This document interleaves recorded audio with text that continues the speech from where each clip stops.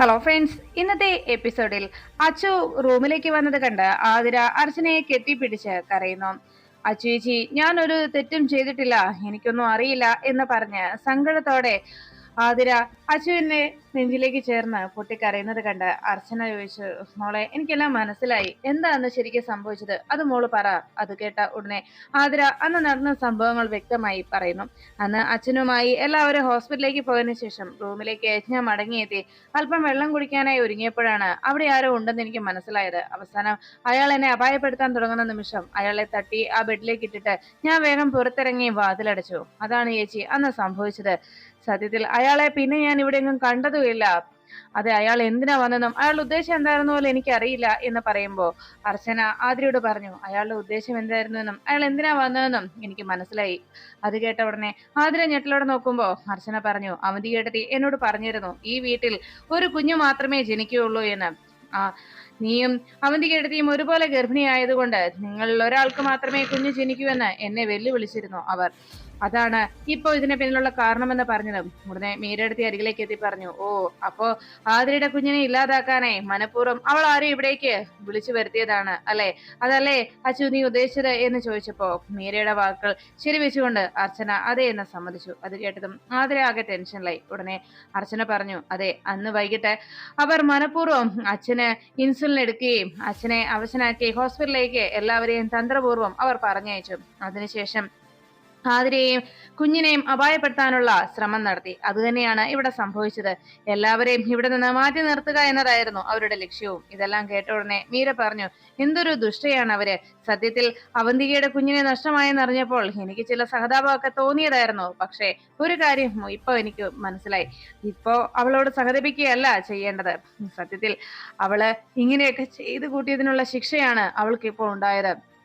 ഒരിക്കലും അവളെ വെറുതെ വിടരുത്, അതാ വേണ്ടത് എന്ന് ചോദിച്ചപ്പോ അവൾക്ക് ഇങ്ങനെ തന്നെയാണ് വരേണ്ടിയിരുന്നത് എന്ന് പറഞ്ഞപ്പോ അർച്ചന ചോദിച്ചു, വേണ്ട മീരെടുത്തി, നമ്മളും അവരെ പോലെയൊക്കെ ചിന്തിക്കാൻ പോയാ നമ്മളും അവരും തമ്മിൽ എന്താ വ്യത്യാസം എന്ന് ചോദിച്ചതും മീര പറഞ്ഞു, അവരെ പോലെ ചിന്തിക്കുക മാത്രമല്ല, പറ്റുമെങ്കിൽ അതിനു മേലെ നമ്മൾ ചിന്തിക്കണം, അതാ വേണ്ടത് എന്ന് പറഞ്ഞപ്പോ ആതിര ആകെ ടെൻഷനിലായി. അച്ചുചേച്ചി, ഇതൊക്കെ എങ്ങനെ സംഭവിച്ചു, ഇതൊക്കെ കേട്ടിട്ട് തന്നെ എനിക്ക് പേടിയാവുന്നു എന്ന് പറയുമ്പോ മീര പറഞ്ഞു, അതെ, നിങ്ങൾ എല്ലാം ക്ഷമിച്ചോ, എല്ലാം നിങ്ങൾ മറക്കാനും തയ്യാറായിക്കോ, അവൾക്കെതിരെ നിങ്ങൾ ഒന്നും പറയണ്ട. പക്ഷെ ഞാൻ ഒരിക്കലും അവളോട് ക്ഷമിക്കില്ല. കാരണം അവള് എന്നെ ഒരു കൊലയാളിയാക്കാൻ ശ്രമിച്ചു, എന്നെ കുറ്റക്കാരിയാക്കി ജയിലിൽ അടയ്ക്കാൻ നോക്കി, അതുപോലെ തന്നെ എന്റെ അനൂപേട്ടനെ കള്ളനാക്കാൻ നോക്കി. അത് മാത്രോ, ഇവിടുത്തെ സേതു അങ്കിളിനെ കൊല്ലാൻ ശ്രമിച്ചു, ഇപ്പതാ ആദ്യയും കുഞ്ഞിനെയും ഇല്ലാതാക്കാൻ നോക്കി.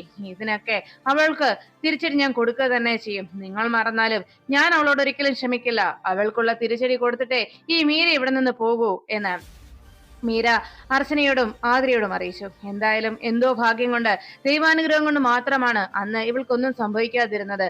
അന്ന് ആ സമയത്ത് ഇവൾക്ക് എന്തെങ്കിലും സംഭവിച്ചിരുന്നെങ്കിലോ, എന്നാ ഈ സമയത്ത് എന്തായിരിക്കും അവന്തികയുടെ നിലപാട്?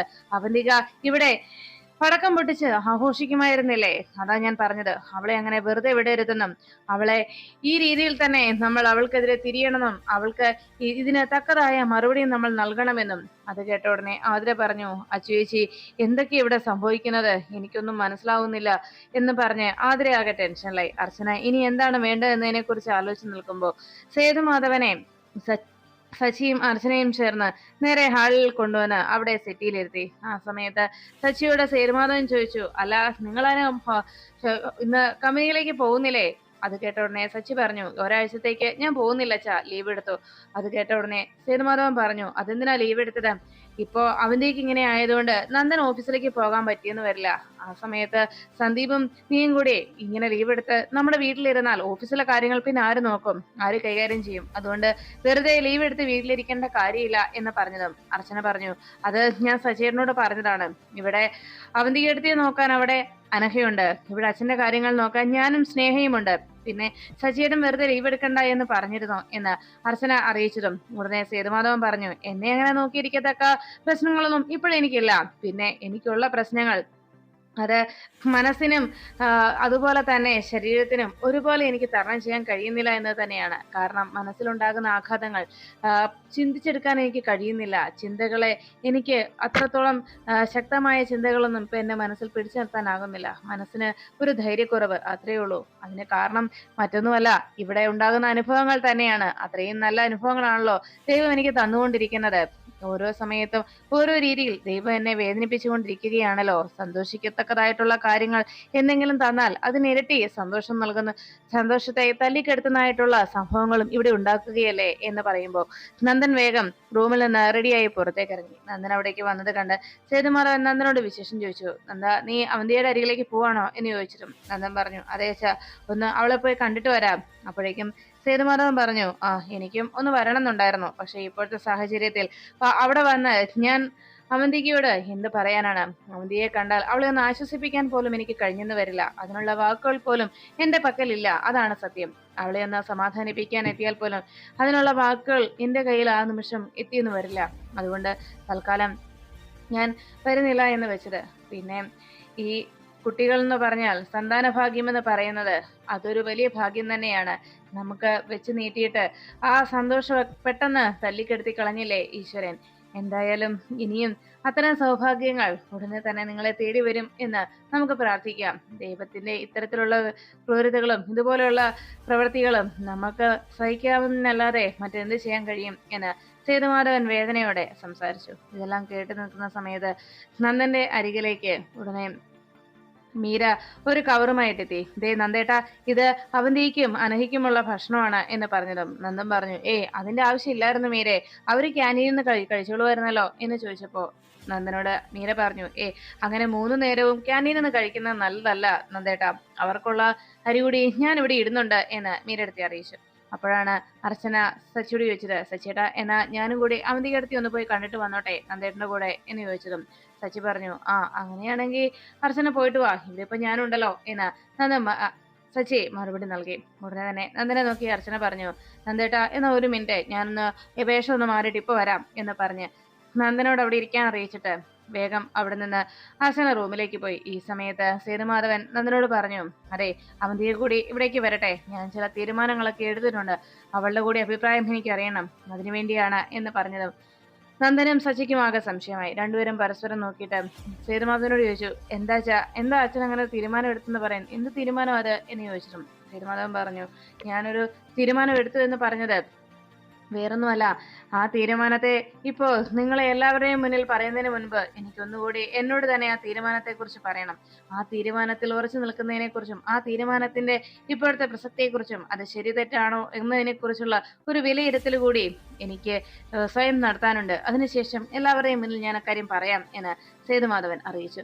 അങ്ങനെ സേതുമാധവന്റെ വാക്കുകൾ കേട്ടതും ആകെ വിഷമത്തോടെ നന്ദനും സച്ചിയും പരസ്പരം നോക്കി. അതിനുശേഷം അവന്തികയെ നോക്കാനായി നേഴ്സ് അവിടേക്ക് എത്തുന്നു. ഇഞ്ചക്ഷൻ എടുത്തതിന് ശേഷം നേഴ്സ് അരികിൽ നിൽക്കുന്ന അനഘയുടെ കയ്യിലേക്ക് ഒരു പ്രിസ്ക്രിപ്ഷൻ കൊടുത്തിട്ട് പറഞ്ഞു, ഈ മെഡിസിൻ ഫാർമസിയിൽ പോയി വാങ്ങിക്കണം. അത് കേട്ടതും ശരി, ഇപ്പൊ തന്നെ പോകാം എന്ന് പറഞ്ഞ് അവിടെ നിന്ന് അനഘ മെഡിസിൻ മേടിക്കാനായി ഫാർമസിയിലേക്ക് പോകുന്നു. അവന്തിക തന്നെ ഇഞ്ചക്ഷൻ എടുത്ത ഭാഗത്തെ വേദന ഒന്ന് തൂത്ത് അതിനെക്കുറിച്ച് ഓർത്തങ്ങൾ നിൽക്കുമ്പോഴാണ് റൂമിലേക്ക് ധനുഷ് എത്തിയത്. ധനുഷിനെ കണ്ടതും അവന്തിക വേഗം ബെഡിൽ നിന്ന് എഴുന്നേറ്റ് സങ്കടപ്പെടുന്നു. അവന്തിക വിഷമിച്ചങ്ങനെ നിൽക്കുമ്പോൾ ധനുഷ് അരികിലേക്ക് എത്തിയതും ധനുഷിന്റെ നെഞ്ചിലേക്ക് ചേർന്നിട്ട് പൊട്ടിക്കരഞ്ഞുകൊണ്ട് അവന്തിക പറഞ്ഞു, ധനുഷെ, നമ്മുടെ കുഞ്ഞിനെ ആ അർച്ചനയും അനുജത്തി ആതിരയും ചേർന്ന് ഇല്ലാതാക്കി കളഞ്ഞു എന്ന് സങ്കടത്തോടെ അറിയിച്ചു. എന്താ സംഭവിച്ചത് എന്ന് ധനുഷ് ചോദിച്ചിട്ടും ഉടനെ പൊട്ടിക്കരഞ്ഞുകൊണ്ടുള്ള അവന്തികയുടെ സംസാരം പെട്ടെന്ന് അവന്തിക തന്റെ കണ്ണുനീര് തുടച്ചിട്ട് പറഞ്ഞു, ഇതിന്റെ പേരിൽ ഞാൻ ഇനി ഒരിക്കലും കരയുകയില്ല എന്ന് ഞാൻ എന്റെ അനുജത്തി അനഘയ്ക്ക് വാക്കു കൊടുത്തതാണ്. ഈ നഷ്ടത്തെക്കുറിച്ച് ഓർത്ത് ഒരിക്കലും ഞാൻ വേദനിക്കുകയില്ല എന്ന്. മനസ്സിനെ അങ്ങനെ ഞാൻ ധൈര്യപ്പെടുത്തുമെന്നാണ് ഞാൻ വിചാരിച്ചിരുന്നത്. പക്ഷേ എനിക്കുണ്ടായ നഷ്ടം, നമുക്കുണ്ടായ നഷ്ടം, നമ്മുടെ കുഞ്ഞിനെ ഇല്ലാതാക്കിയതിന് അവരോടുള്ള പ്രതികാരം എനിക്ക് വീട്ടണം. ഇപ്പോ അവരേതെല്ലാം രീതിയിലാണ് എനിക്ക് നഷ്ടങ്ങൾ വരുത്തിയിരിക്കുന്നത്. ആദ്യം എന്റെ അച്ഛനെ ഇല്ലാതാക്കി, ഇപ്പതാ നമ്മുടെ കുഞ്ഞിനെയും. ഇനി പറ, ഞാൻ അവരെ വെറുതെ വിടണോ ധനുഷേ? നമ്മുടെ കുഞ്ഞിനെ ഇല്ലാതാക്കിയ അവരോട് ഞാൻ ക്ഷമിക്കണോ എന്ന് ചോദിക്കുമ്പോൾ ധനുഷ് പറഞ്ഞു, വേണ്ട, നീ പറ, ഞാൻ എന്താ ചെയ്യേണ്ടത്? നീ പറയുന്നത് പോലെ ഞാൻ ചെയ്തോളാം എന്ന് ധനുഷ് അവന്തിയുടെ കൈ പിടിച്ചിട്ട് സംസാരിച്ചു. ഈ സമയത്ത് ഫാർമസിയിൽ നിന്ന് മെഡിസിനുമായി എത്തിയ അനഘ ആ വാതിൽക്കൽ നിന്ന് അവന്തികയുടെ സംസാരം കേൾക്കുന്നു. ഉടനെ അവന്തിക പറഞ്ഞു, എനിക്കിങ്ങനെ ഒരു അവസ്ഥ ഉണ്ടായില്ലായിരുന്നെങ്കിൽ തന്നെ അവരെ എല്ലാത്തിനെയും ഇല്ലാതാക്കുക എന്ന തീരുമാനത്തിൽ തന്നെയായിരുന്നു ഞാൻ നിന്നിരുന്നത്. ഇപ്പോഴും അതേ തീരുമാനം തന്നെ. അവിടെ നെല്ലിശ്ശേരിയിൽ ഒന്നിനെ പോലും അവശേഷിപ്പിക്കരുത്. എല്ലാത്തിനെയും ഒന്നടങ്കം ഇല്ലാതാക്കണം. ഇനിയൊരു തലമുറയും അവിടെ അവശേഷിക്കാൻ പാടില്ല എന്ന് ധനുഷിനോട് അവന്തിക പറയുന്നു. അവന്തികയുടെയും ധനുഷിന്റെയും സംസാരം പുറത്തു നിന്ന് അനഘ ശ്രദ്ധയോടെ കേട്ടു. അപ്പോഴേക്കും ധനുഷിനോട് അവന്തിക പറഞ്ഞു, ഇന്ന് ഞാനിനി തിരിച്ച് ഹോസ്പിറ്റലിൽ നിന്ന് നെല്ലിശ്ശേരിയിലേക്ക് ചെല്ലുമ്പോൾ സേതുമാധവനും മറ്റു പരിവാരങ്ങളും എന്റെ മുന്നിൽ സഹതാപ തരംഗം അഭിനയിക്കും. എനിക്കതറിയാം. മൂത്ത മകന്റെ കുഞ്ഞിനെ നഷ്ടമായതിന്റെ വേദനയിൽ ചെല്ലുന്ന അവന്തികയെ സ്വീകരിക്കാനാണല്ലോ അവർ നിൽക്കുന്നത്. എന്നാൽ അവർക്കറിയില്ലല്ലോ, നഷ്ടപ്പെട്ടത് അവരുടെ മകൻ നന്ദന്റെ കുഞ്ഞല്ല, മറിച്ച് ധനുഷിന്റെയും അവന്തികയുടെയും കുഞ്ഞിനെയാണ് നഷ്ടമാക്കിയതെന്ന്. എന്നാൽ ഇതിനുള്ള തിരിച്ചടി നമ്മൾ തീർച്ചയായിട്ടും കൊടുക്കുക തന്നെ ചെയ്യും. ഇനി ഒരു കാലത്ത് നന്ദന്റെ കുഞ്ഞിനെ ഈ അവന്തിക പ്രസവിക്കില്ല. ഇനി അഥവാ ഈ അവന്തിക പ്രസവിച്ചാൽ തന്നെ അത് ധനുഷിന്റെ കുഞ്ഞിനെ തന്നെയായിരിക്കും എന്ന് അവന്തിക ധനുഷിനോട് സംസാരിക്കുന്നു. അതെല്ലാം അവന്തിക വാക്കുകൾ കേട്ട് പുറത്തു നിന്ന അനഘ ഞെട്ടിത്തെറിച്ചങ്ങനെ അനഘ നിൽക്കുമ്പോൾ, ഇത്രയും നാളും ചേച്ചി തന്നെ കൂടി വഞ്ചിക്കുകയായിരുന്നു, തന്നെ കൂടി കബളിപ്പിക്കുകയായിരുന്നു എന്ന സത്യം അനഘ ഞെട്ടലോടെ തിരിച്ചറിഞ്ഞു. അപ്പോഴേക്കും അവന്തിക ധനുഷിനോട് പറഞ്ഞു, ഇനി അവരെ ഓരോരുത്തരെയും ഇല്ലാതാക്കുക എന്നത് മാത്രമാണ്. ആദ്യം നീ എന്റെ മനസ്സ് കീഴടക്കെ, അതിനുശേഷം ഓഫീസിൽ കയറിക്കൂടി. ഇനി അവരുടെ നെല്ലിശ്ശേരി കുടുംബത്തിലേക്കാണ് ഇനി നീ നുഴഞ്ഞു കയറേണ്ടത്, അവരുടെ ഇടയിലേക്കാണ് ഇനി നീ വരേണ്ടത് എന്ന് പറഞ്ഞതും ഉടനെ ധനുഷ് പറഞ്ഞു, എത്രയും വേഗം നീ ഇവിടെ നിന്ന് പുറത്തിറങ്ങ്, അതിനുശേഷം കുറെ കാര്യങ്ങൾ നമുക്ക് തീരുമാനിക്കേണ്ടതുണ്ട് എന്ന് ധനുഷ് പറയുമ്പോൾ ശരി എന്ന് പറഞ്ഞ് ധനുഷിന്റെ നെഞ്ചിലേക്ക് തല ചേർത്ത് വയ്ക്കാനായി അവന്തിക ഒരുങ്ങുമ്പോഴാണ് വാതിക്കൽ നിൽക്കുന്ന അനഘയെ അവന്തിക ശ്രദ്ധിച്ചത്. പെട്ടെന്ന് അവന്തിക ഞെട്ടലോടെ നോക്കുന്നത് കണ്ട് ധനുഷും പിന്തിരിഞ്ഞു നോക്കി. വാതിക്കൽ നിന്ന് അനഘയെ കണ്ട് ധനുഷും ഞെട്ടലോടെ നിൽക്കുന്നു. അതിനുശേഷം അവന്തികയുടെ അരികിലേക്ക് ആ മെഡിസിനുമായി അനഘ റൂമിലേക്ക് കയറി വന്നു. മെഡിസിൻ ഡ്രോയിലേക്ക് വെച്ചു കഴിഞ്ഞതും ധനുഷ് മറ്റൊന്നും മിണ്ടാതെ അനഘയെ ഒന്ന് നോക്കിയതിനു ശേഷം ഒന്നും പറയാതെ അവിടെ നിന്ന് പുറത്തേക്ക് ഇറങ്ങിപ്പോകുന്നു. ധനുഷ് ആ റൂമിൽ നിന്ന് പുറത്തേക്ക് ഇറങ്ങി. ഇന്ന് അനഘ ഇങ്ങനെ തന്നെ കാണുമെന്ന് ഒട്ടും പ്രതീക്ഷിക്കാതെ ഈ ഒരു രഹസ്യം അനഘയുടെ മുന്നിൽ വെളിപ്പെടുത്തേണ്ടി വന്നതിന്റെ ഞെട്ടിൽ അവന്തികയും ധനുഷും നിൽക്കുമ്പോൾ അനഘ സത്യങ്ങൾ തിരിച്ചറിഞ്ഞതിന്റെ ആഹ്ലാദത്തിൽ അങ്ങനെ അവന്തികയും നോക്കി. ഈ സമയത്ത് ധനുഷ് പുറത്തിറങ്ങി നിൽക്കുമ്പോഴാണ് അപ്രതീക്ഷിതമായി രണ്ട് വ്യക്തികൾ അവിടേക്ക് നടന്നു വരുന്നത് ധനുഷ് ശ്രദ്ധിച്ചത്. ധനുഷ് പോകാൻ തുടങ്ങുമ്പോൾ അവിടേക്ക് നടന്നു വരുന്ന നന്ദനെയും അർച്ചനയെയും ധനുഷ് കാണുന്നു. അവരുടെ മുന്നിലേക്ക് ചെന്നെത്തിപ്പെട്ടാൽ താൻ എന്തിനിവിടെ വന്നു എന്നതിനുള്ള ചോദ്യത്തിന് മറുപടി നൽകേണ്ടി വരുമെന്ന് മനസ്സിലാക്കിയ ധനുഷ് മനഃപൂർവ്വം അവരുടെ കണ്ണിൽ ചെന്ന് പെടാതിരിക്കാനായി വേഗം അപ്പുറത്തുള്ള ആ വാർഡിനരികിലേക്ക് മാറുന്നു. അവിടെ നിന്ന് തന്റെ ഫോൺ കയ്യിലെടുത്ത് പതുക്കെ ആ ഫോണിൽ സംസാരിക്കാൻ തുടങ്ങുന്ന പോലെ ധനുഷ് അങ്ങനെ അഭിനയിച്ചു നിൽക്കുമ്പോൾ അതിലെ പാസ് ചെയ്തു പോകുന്ന നന്ദനും അർച്ചനയും ധനുഷിനെ കാണാതെ പോയി.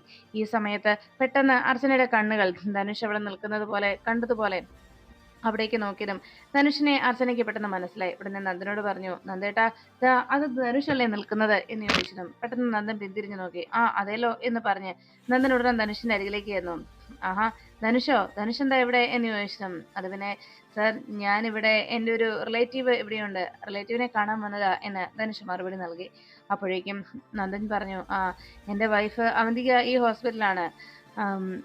അല്ല, അപ്പോൾ ധനുഷിന് ഈ നാട്ടിൽ റിലേറ്റീവ്സ് ഒക്കെ ഉണ്ടല്ലേ എന്ന് ചോദിച്ചതും ഉടനെ ധനുഷ് പറഞ്ഞു, അങ്ങനെ റിലേറ്റീവ് എന്ന് പറഞ്ഞാൽ അത്ര അടുത്തതല്ല, എൻ്റെ അമ്മയുടെ അകന്ന ഒരു ബന്ധത്തിലുള്ള ഒരു റിലേറ്റീവ് ആണ് എന്ന് പറഞ്ഞു.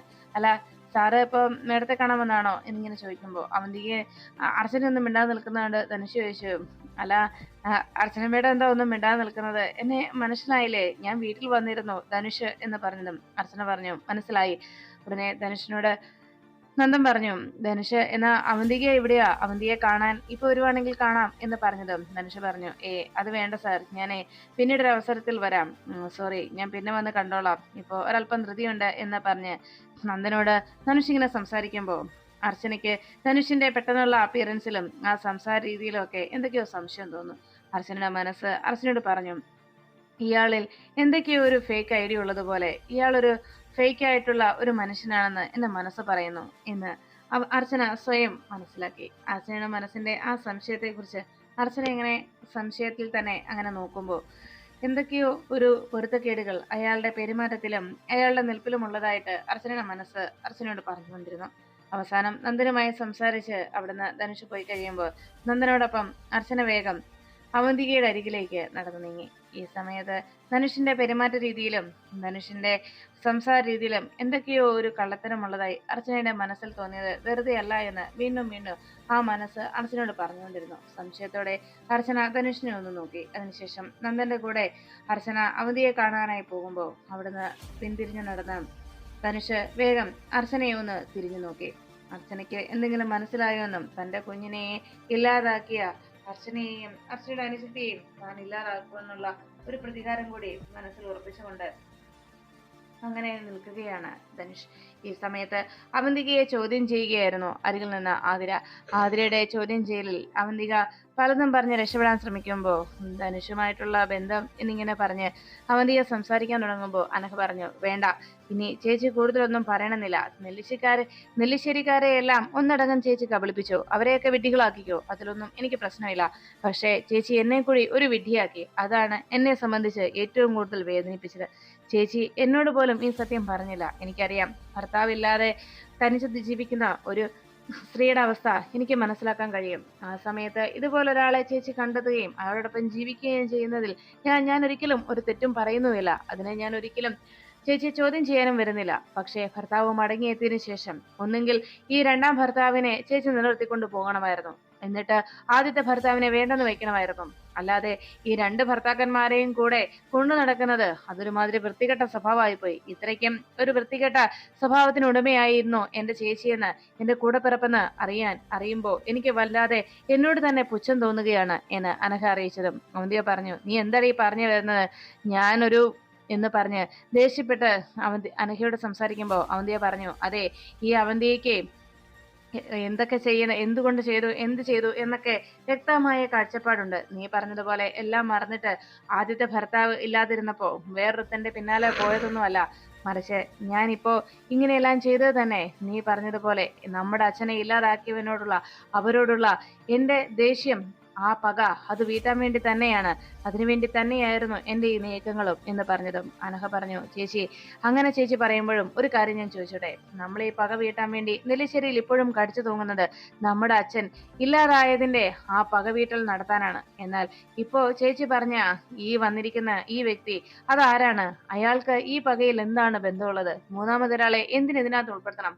ഇപ്പോ ചേച്ചി ചെയ്തിരിക്കുന്നത് തന്നെ അങ്ങനെ ഒരു വലിയ തെറ്റാണ്. ചേച്ചി ഒരു കാര്യം മനസ്സിലാക്കണം, ചേച്ചിക്കിപ്പോ അയാൾ ചേച്ചിയുടെ ജീവനായിരിക്കും. എല്ലാ അർത്ഥത്തിലും ചേച്ചി ഇപ്പോ അയാളുടെ ഭാര്യയായി കഴിഞ്ഞിരിക്കുന്നു. എന്നാൽ അയാള് ചേച്ചിയോട് അങ്ങനെയാണെന്ന് ചേച്ചിക്ക് തോന്നുന്നുണ്ടോ? ചേച്ചി ഇപ്പോ ഈ സ്വത്തുക്കളെല്ലാം കാണിച്ച് നെല്ലിശ്ശേരിക്കാരുടെ സ്വത്തുക്കളൊക്കെ കണ്ട് അയാൾ അതിൽ ഭ്രമിച്ച് ചേച്ചിയുടെ പിന്നാലെ വന്നതാണെങ്കിൽ അയാളുടെ കാര്യം സാധിച്ചു കഴിയുമ്പോൾ പൊടി തട്ടിയിട്ട് ചേച്ചിയെ ഇട്ടിട്ട് അയാൾ പോയാലോ?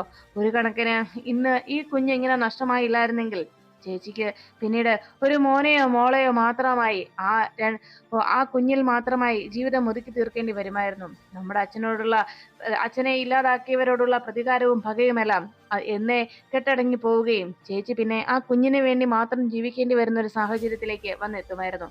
അങ്ങനെ ഒരു അവസ്ഥ ഉണ്ടാകാതിരുന്നത് എന്തോ ഭാഗ്യം കൊണ്ട് മാത്രമാണെന്ന് ചേച്ചി കരുതിയാൽ മതി.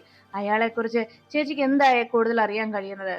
അയാളെ ഇങ്ങനെ ഒരു പ്രതികാരത്തിലേക്ക് അയാളെ കൂടി ചേർത്തത് എന്തായാലും ഒട്ടും ശരിയായില്ല ചേച്ചി എന്ന് അനഘ അവന്തിയെ കുറ്റപ്പെടുത്തിക്കൊണ്ടിരിക്കുമ്പോൾ ഞങ്ങൾക്കകത്തേക്ക് കയറി വരാവോ എന്ന് ചോദിച്ചുകൊണ്ട് നന്ദനും അർച്ചനയും അവിടേക്ക് എത്തി. അല്ല, ഏത് നേരവും നിങ്ങൾ രണ്ടുപേരും സംസാരിക്കുന്നത് പകവീട്ടലിന്റെയും പകപോക്കലിന്റെയും കാര്യങ്ങളായിരിക്കുമല്ലോ, അത് മാത്രമായിരിക്കല്ലോ നിങ്ങളുടെ സംസാര വിഷയം. അതിന്റെ ഫലമായിട്ടാണല്ലോ ഇപ്പോ ഇങ്ങനെ വന്നിവിടെ കിടക്കേണ്ടി വന്നതും എന്ന് പറഞ്ഞപ്പോ പെട്ടെന്ന് ദേഷ്യത്തോടെ അനഘ അവിടെ നിന്ന് പുറത്തേക്ക് ഇറങ്ങിപ്പോയി. ഉടനെ നന്ദൻ അവന്തിയെ നോക്കിയിട്ട് പറഞ്ഞു, അല്ല, ഇവിടെ കുറെ ഗൂഢാലോചനയൊക്കെ നടന്നതല്ലേ, അതുകൊണ്ട് നന്നായിട്ട് വിശക്കുന്നുണ്ടാവും, അതുകൊണ്ട് അർച്ചന വേഗം ഭക്ഷണം എടുത്തു കൊടുക്കുക എന്ന് പറഞ്ഞതും അവന്തിക പറഞ്ഞു, എനിക്കൊന്നും വേണ്ട, ഞങ്ങൾക്ക് ഭക്ഷണം കൊണ്ട് തരാനായിട്ട് ഇങ്ങോട്ട് ആരും വരികയും വേണ്ട, ഇനി അതിനകത്ത് വല്ല വിഷം കലർത്തി ഇവിടെ ഞങ്ങളെ തീറ്റിക്കാനാ വന്നതെന്ന് ആർക്കറിയാം എന്ന് ചോദിച്ചിട്ടും നന്ദൻ പറഞ്ഞു, അങ്ങനെ നിനക്കൊക്കെയുള്ള ഭക്ഷണത്തിൽ വിഷം കലർത്തി നിന്നെയൊക്കെ തിരിച്ച് നിന്നെ ഇല്ലാതാക്കേണ്ട ഗതികേടൊന്നും ഞങ്ങൾക്ക് വന്നിട്ടില്ല.